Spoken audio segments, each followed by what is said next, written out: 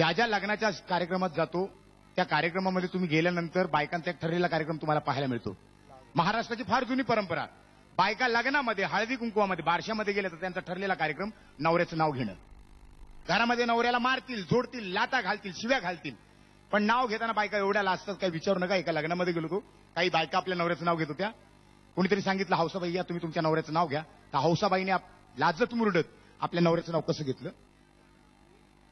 कमळे घेती ग, घे नाही तर मीच घेन. पहाटेच्या येळेला कोंबड कुकती, पहाटेच्या येळेला कोंबड कुकती आणि आमच्या यांना बघून गल्लीतले कुत्रे भुकती.